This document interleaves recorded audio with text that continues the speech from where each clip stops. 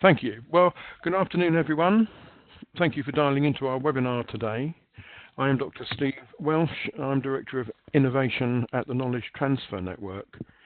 Today, we are briefing about the Future Leaders Fellowships opportunity, and I'm joined by a number of folk from Innovate UK who will be introducing and explaining the scheme. Now, there will be time for questions at the end. If you look on your screen, you will see on the right that there's a chat box and a Q&A box. The right on the bottom of the screen there. You may have to press a triangle to open them. Now, we're keeping the chat box purely for technical questions if you need any support. If you have any questions for the speakers as we go through, would you please type them into the Q&A box, and then we'll collect them and put them to the panel at the end as time permits.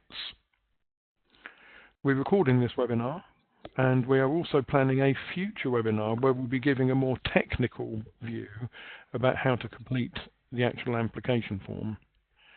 Information about this recording and about the future webinar will be emailed in due course.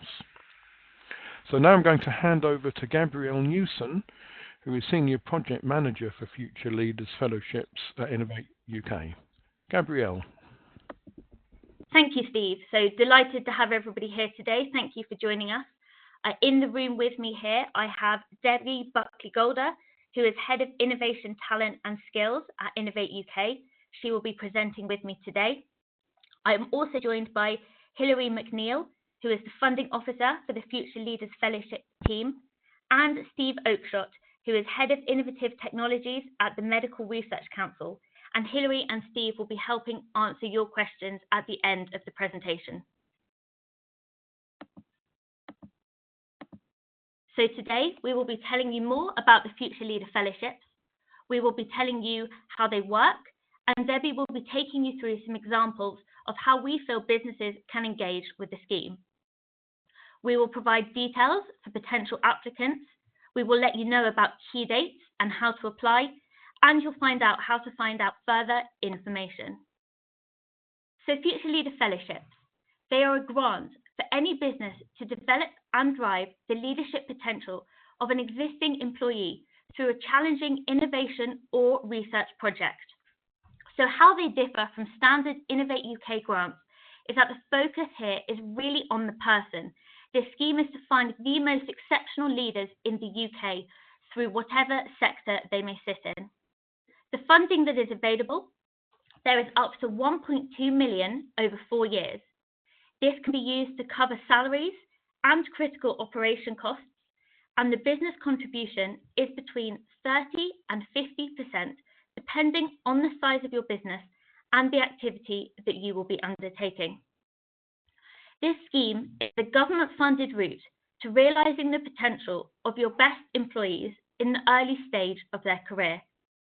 It's an £857 million scheme aiming to award 200 new grants each year across business and academia. So this is a scheme for business and academia. Both business and academia are able to host fellows or future leaders independently, or they may collaborate. And you can find out more on UKRI.org/funding, funding opportunities, Future Leader Fellowships. There is general information there, but we would like to point you towards a specific page for business applicants. We should note, those of you that are used to applying for Innovate UK funding, this scheme is hosted on a different website. It's hosted on the UKRI.org website. So you will not find it where you typically find information on Innovate UK competitions. So more about the scheme. The Future Leader Fellowships is a grant for a business to carry out a self-contained project beyond to the normal level of technical and commercial risk in order to benefit from public funding. So we're looking for businesses to do something above and beyond business as usual. It's an opportunity to scale and grow the business, build significant new or enhanced capabilities, enhance competitive position within the marketplace, and enhance your reputation as an innovative employer for highly skilled individuals. And as I said, you may use the fellowship to build collaborations with other businesses and academic institutions to enhance networks and build an effective pipeline for new ideas, employees, and partnerships. So, scope and eligibility. We will talk through this in two halves. So firstly, for the business, and then for the applicant. So for the business, a Future Leader Fellowship grant is for a business of any size in any sector across the UK.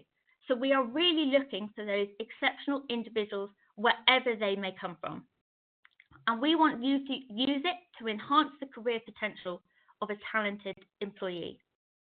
You must be able to demonstrate the potential development of the individual through implementing a challenging or strategically important research or innovation project within the business. So you will still have to demonstrate that your business is highly innovative. And we will be looking for you to demonstrate to us that you can provide a market-leading innovation or research environment for the individual.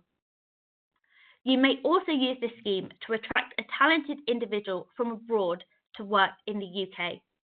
So we anticipate that the majority of businesses will use this scheme to retain and develop an existing employee, but you are absolutely able to use this scheme to bring new talent into your business, whether this is from the UK or outside. And the scope and eligibility of the applicant. So the individual applicant, the person who will become the future leader and will take hold of this scheme, the applicant must have a strong track record of delivering innovation or research. We say that they must be qualified to a PhD level. This is looking at the academic side of things. So for business, this is absolutely not the case. The individual may have a PhD, but they are eligible without a PhD. We really need to understand that the person's in the right stage of their career, and that is more important than any specific qualifications. The applicant must be able to demonstrate that they have high-level strategic support from their employer in order to take on this scheme. So the business that employs the applicant must fully support the applicant in terms of finances to be able to provide that chunk of the grant from the business, but they must also commit to the individual, commit strategic support and development, and be fully on board in helping this individual progress.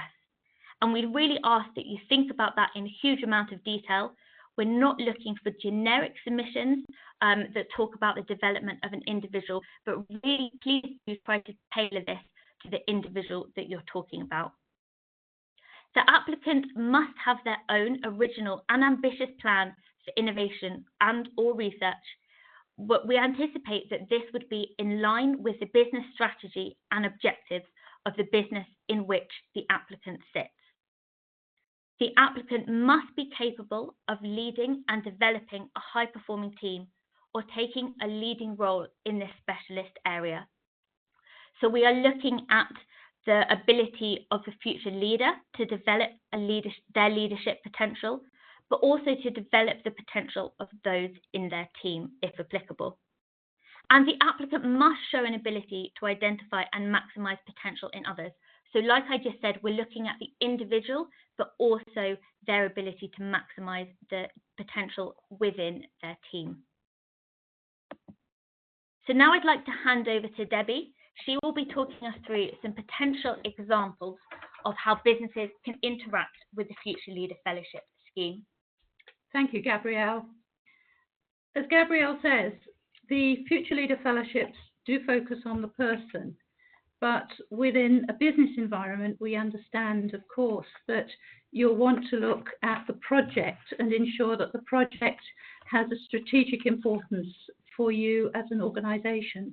So what we've tried to do in the next two slides is to illustrate for you the types of projects that you might want to think about. Now, these are not real projects that have come in to the Future Leader Fellowships. These are hypothetical examples to illustrate and really to set you thinking about how this might work for you. We've also used these examples to illustrate the fact that we do see Future Leader Fellowships sitting across all sectors and in all regions, and so have tried to draw on possible examples that will relate to a broad spectrum of people. So the first example here, perhaps a major financial services or insurance business might use the scheme to develop and establish a new R&D team or a capability within their organisation. This could apply in services sectors, it could apply in high technology, large and small companies equally. An organisation that perhaps wants to develop that R&D team or another capability, and who has an existing employee who they feel could develop and lead that and become the leader of that team as it becomes embedded within the organisation and really transform the innovation that they're undertaking. Another services business might want to use the scheme to transform the way in which its service engineers, for example, work through exploring the potential and subsequent introduction of using AI. Or it could be another technology which they want to bring in and transform a whole team which already exists within the organisation, but where there's potential to really change the technology, change the approach, and really move forward with the new technology that's becoming available from the research base in the UK.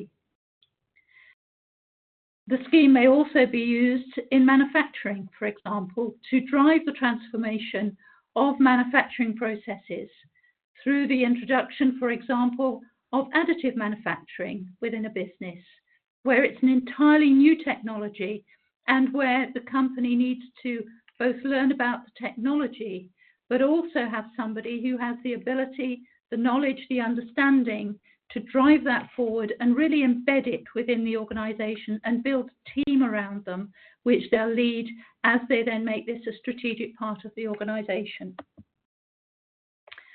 Our final three examples, again, the first is in manufacturing. An organisation might want to use Future Leader Fellowships to bring in creative or design talent and build a whole new capability within their organisation, again, to transform the business. Seeing that fellowship, the person with the fellowship, as the one who will champion that, will drive it forward, will build a team around them, and will lead in something which at the moment might appear a little bit too risky for the company to invest in alone, a little bit too uncertain. But by engaging with Future Leader Fellowships, by being able to access public funding and the additional support that's available, might tip this over into a risk that the company now feels able to take and can really lead that change and transformation. A small machining company, for example, they don't need to understand the details of laser technology, but they do need to know what innovation in design and manufacturing opportunities it could open up for them. And so a Future Leader Fellowship could bridge the gap between the business and an academic team which really do understand that laser technology in great detail and work with them, or even with a group of businesses, to drive forward its implementation. So using the fellowship scheme to collaborate with an academic team or with teams in other businesses with whom you might want to collaborate to build that new knowledge and capability and really transform the way in which the business works. And our final example is where the fellowship scheme can be used to work between business and universities and really opening up access for the business to the research which is going on in our research establishments, basic or applied research. And the example we have here is working across fluid and particle mechanics research to develop new techniques for transporting food products through a manufacturing process. An illustration of what may seem a very practical industry, but where really advanced research can be used to change the approach, the techniques, and the way in which the company goes about its business. So hopefully those 6 examples, which as I say are hypothetical at this stage, but we hope will have just sparked some thinking in your mind of how you may use the UKRI Future Leader Fellowships within your company. And now I'm going to hand back to Gabrielle. Thank you, Debbie. And I think that really does demonstrate just what a flexible scheme the Future Leader Fellowships are. So now, finances. So the Future Leader Fellowship grant, it covers the salary of the future leader, that one individual, and it covers the salaries of the immediate team that that future leader is working with. Critical operation costs are also covered, including materials, capital equipment, facilities, travel and subsistence, training, and overheads. And businesses contribute between 30 and 50%, depending upon their size. So depending on whether they're a micro or a small company, a medium company or a large company. And we ask you to self-identify your company size using the definition set out by the European Commission. And further information on this is on our website. So you hopefully should have no problem in figuring out what company size you are. But if you do need any help, you are more than welcome to contact us. And the budget awarded will depend upon the characteristics of the proposed fellowships. And I think we can see from Debbie's examples just how different this has the potential to be. But for a baseline, we're saying up to 1.2 million over 4 years. Now, there are no strict upper or lower limits on the budget size. And if you are asking for over 1.2 million, you do need to let us know beforehand. I'll give you more details of this in a moment, but please make sure that you do tell us if you're looking for over 1.2 million in the outline proposal stage so that we can plan. I should also mention that the business contribution for finances depends on the type of work that you are doing, whether this be fundamental research, feasibility studies, industrial research, or experimental development. Now on to assessment criteria. So when you apply, what are we looking for? What will we be assessing the applications on? First and foremost, this is the qualities of the proposed future leader and what is their potential to become an outstanding future leader in whatever their sector. We will also be looking at the excellence of the proposed innovation and or research that this future leader will be carrying out on behalf of a business. We want to know about the business environment and the development opportunities for the future leader. So is the business the right place for the future leader to be undertaking this research? And as a business, what are you doing to give this applicant the best development opportunities possible? We want to know about the potential impact and the strategic relevance of the project. Again, whether this be linked to the individual or the business strategy as a whole. And we need to know why this is the right time for the individual to be applying for the fellowship.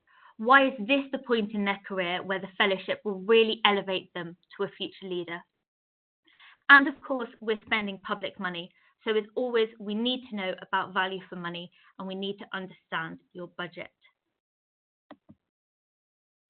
Submission of proposals. So we're asking you to apply in 2 separate stages. The first is the outline proposal. This is a mandatory proposal just so that we can plan. So I should stress that this is not assessed. It's just an outline proposal so that we can understand that you will be applying and the area that you will be applying in.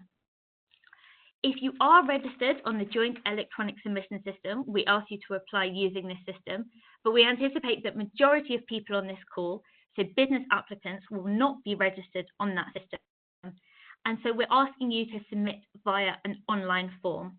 When you get emailed these slides at the end of at the end of the webinar, then this link to the online form will be there for you. It's a very simple process. It should take between 10 and 15 minutes to complete. And we're asking you to supply us with the name of the proposed submitter, the job title of the proposal submitter, and I should note that the proposal submitter could be the applicant or it could be somebody in the business doing this on the applicant's behalf. Either is fine. We will also need to know the email address of whoever is submitting the proposal.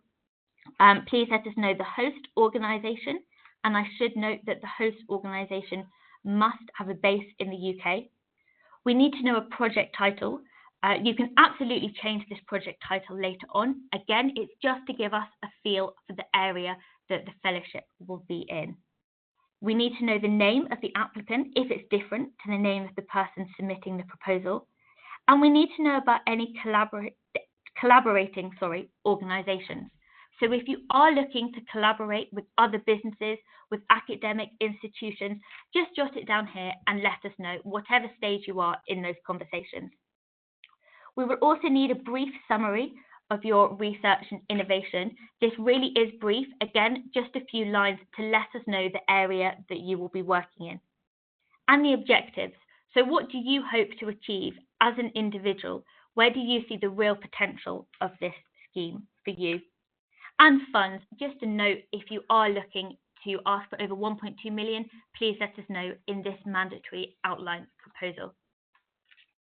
And we'll move on to dates in a second, but just so that you're aware that stage 1 is this mandatory outline proposal. Stage 2 is then, of course, the full application. And there are no restrictions on the number of applications per organisation. However, we do expect submissions of only the highest quality. This scheme is really looking to fund the most exceptional individuals. If you think that we're looking to fund 100 in this round, across academia and business, across all sectors, we really are looking for those outstanding people. And there are 2 rounds of applications each year, awarding 100 grants per round. And if you have any queries, you can send them to fellows@ukri.org. So we will be answering your questions shortly, but if you have any queries that are specific to your business or your individual circumstances, please don't ask them today as we won't be answering them, but please do send them to this email address. And then I'm just going to move on to key dates. So those mandatory outline proposals that I was talking about, that 10 to 15-minute online form to let us know that you're planning to apply. The dates to do this are already open. They opened last week, so they're open from the 2nd of April through to the 2nd of May. So you still have over 3 weeks if you're interested in getting that in for this round. Full applications open the week commencing the 15th of April, and they close on the 30th of May. So again, you have 7 weeks there to get in a full application for this round. As Steve Welsh mentioned right at the beginning, there will be a second webinar run by us and the KTN looking at bid prep support. So really taking you through the application and making sure that you understand what we're looking for in each of those questions to help you meet the assessment criteria as successfully as possible. Once full applications are in, the next stage for you as an applicant, as a business, is interview panels, which are the week commencing the 27th of January. You will know well before then if you'll be invited to interview or not. And then after those interview panels, decisions will be communicated to businesses the week commencing the 11th of February. And I should note that the latest start date for all the awards is the 1st of November, although we anticipate that the majority of successful applicants will start a lot closer, a lot sooner than that, a lot closer to when the decisions are communicated. And a quick note on resubmissions. So applicants that are unsuccessful in this round may reapply. Resubmissions will not be treated any differently to other applications in that round. And applicants that wish to resubmit must demonstrate that they have fully addressed feedback from previous rounds. And UKRI do reserve the right to reject applications that are not deemed to be significantly different from the original submission if you do choose to reapply. So thank you. That's everything that we wanted to take you through today, and we will now be moving on to questions. Just to reiterate before we move on to questions, that the ukri.org/funding opportunities future leader fellowships is where you can go to find out more information on the scheme, and to remind you there is a business specific webpage for you there. You can send any questions to fellows@ukri.org, or you can talk to one of the team on the phone number there, and these details will be sent round with the slides, so you should have them after today. So now we will move on to questions. I'm going to start with the first question. So this one, is there more funding available for this scheme after the May deadline? Yes, absolutely. So the next round will open in October 2019, and then there will be 2 further rounds that are planned at the moment, opening in May 2020 and October 2020. So every 6 months. More information, again, will be on our website if there are any changes, but at the moment we have 3 further rounds planned. So another question, do you have to know the name of the person that you wish to add to the team? I.e., if the future leader is building a team, they may know the role they want to fill, but not yet the individual to fill this role. I'm going to pass this question to Debbie, who will answer that for you. Thank you, Gabrielle.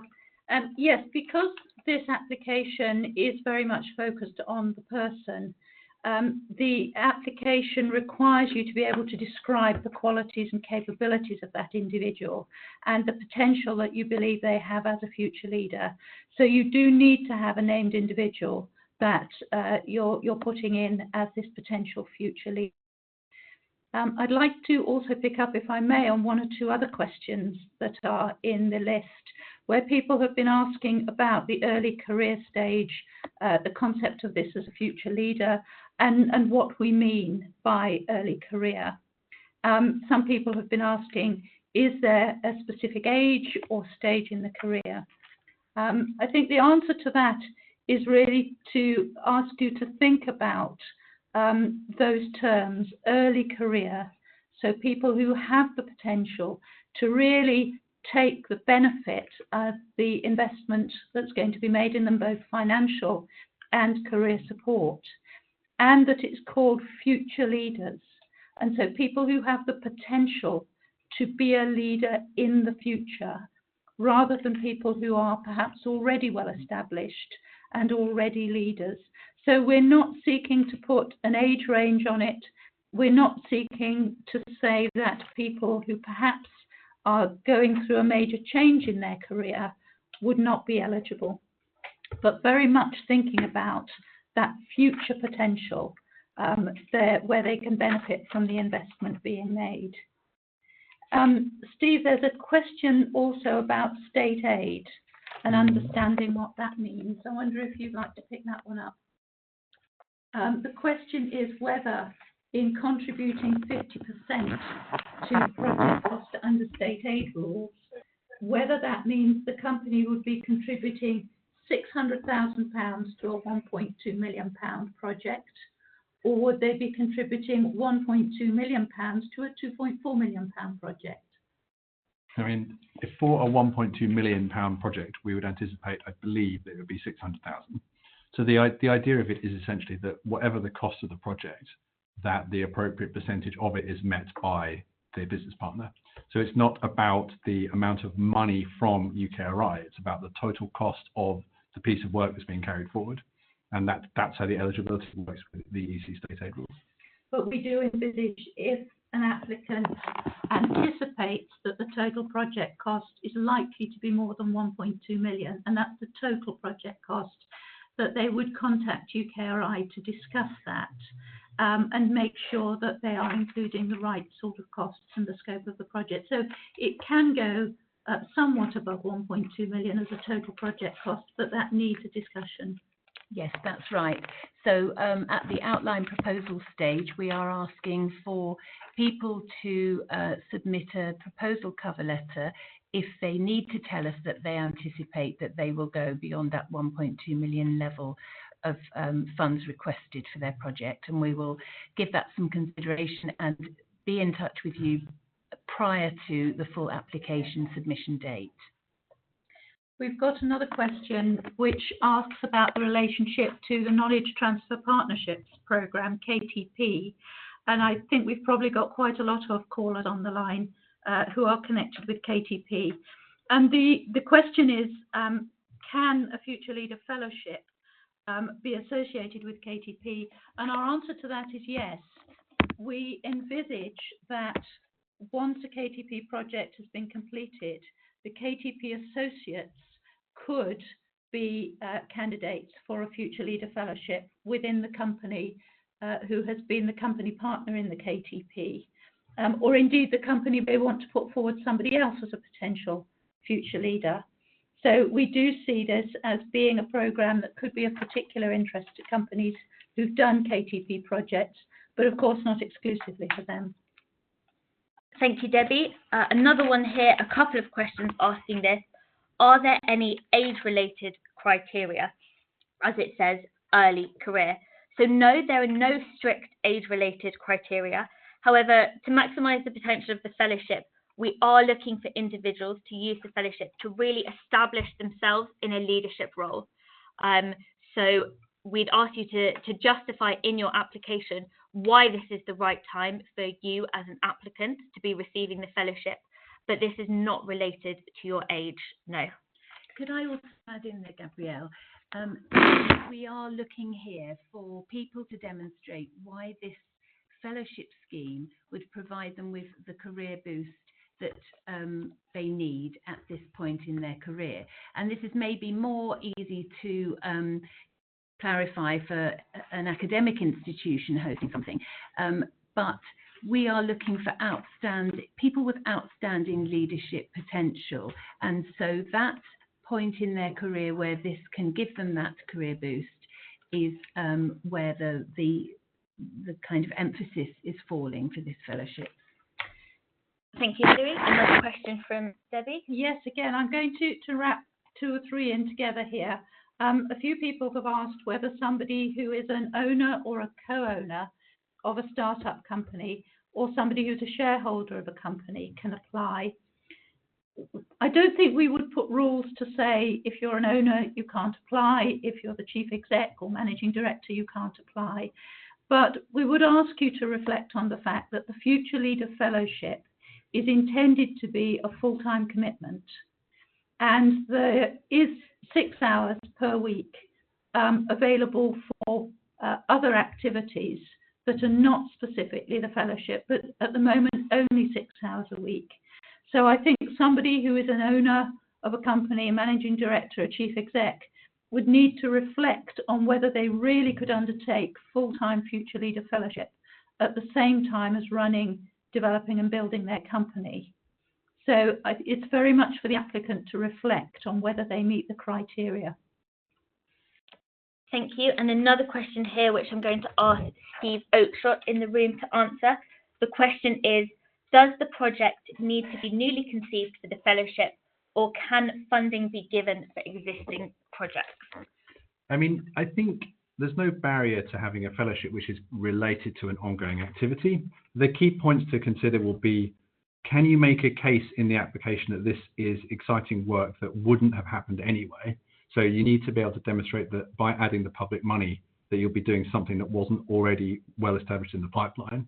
So if, for example, you're a chemistry company and there's an exciting chemistry project that somebody's thinking about, but it's too risky or it's too far outside the company's core business, then it would absolutely be appropriate for your person to come in and apply for a fellowship to deliver that work.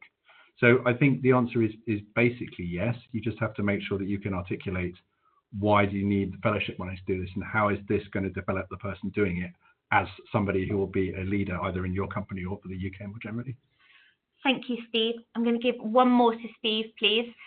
This question is, do you have any comments on ownership of intellectual property during the research period? We would not have any hard barriers on that. I mean, obviously, if you're a company, you want to seek a fellowship to do some exciting work in your space, then the expectation would be that the company would own the outputs of that work. I mean, it ties into, if you have an academically hosted fellowship where all the IP would be owned by a business partner, then we would consider that in the same way as something where the person's actively based in the business. So it's all about where's the benefit from the fellowship flowing. But there's absolutely no need for all IP from this work to be in the public domain. So you can have somebody on a Future Leadership Fellowship working in your company on a company project. Thank you. Now Debbie has a question that she'll be answering. Yes, again, I'm conflating several questions because a number of people have asked whether they can apply for a Future Leader Fellowship at the same time as having other grant funding from Innovate UK or applying for other grant funding. You can certainly have more than one grant from Innovate UK or UKRI for that matter at the same time. The important thing is to make sure that there's no overlap, that the person who, if they were successful, awarded the Future Leader Fellowships grant cannot be also working on other grant-funded projects, because that would amount to funding that person twice over. So the Future Leader Fellow can only work on one grant-funded activity at a time. and indeed if they are working full-time on the Future Leader Fellowship, where their salary is covered in full by the fellowship budget, they cannot be charged out to other funded work. So again, you can't have two customers funding the time of the Future Leader Fellowship at the same time. Thank you, Debbie. Another one for Debbie, I think we have here. How does the Future Leader Fellowships differ from a KTP? I think Debbie is the perfect person to answer that, having worked on KTPs for a number of years. Yes, thank you. And unfortunately, I have thought of this one already. And I think it is a good question because the structure is quite similar. But I think I would remind people that the KTP, the Knowledge Transfer Partnership Project, is very much driven by the strategic project that the company wishes to undertake in partnership with an academic team. And the KTP associate there, the person recruited to work full-time on the project, is helping with that knowledge transfer, and they're leading the delivery of the project and will receive some training to help them to do that. But KTP is very much first about the project. And the KTP associate receives training to help them to deliver the best project they can for the partners. Whereas the Future Leader Fellowships are very much and primarily about the individual. They're focused on the leadership and the career potential of that individual, and the project is the vehicle to helping them to achieve that potential.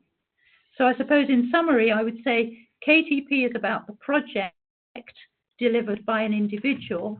Future Leader Fellowships about the individual using the project as the mechanism to achieve their potential.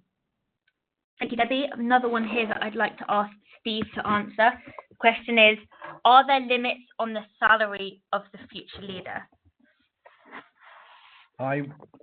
The general position on all these things is that any salary request from somebody would have to be fully justified. I'm afraid I don't know the details of any precise limits associated with this particular scheme, but generally speaking, we would expect that the salary would be commensurate with their experience in the market.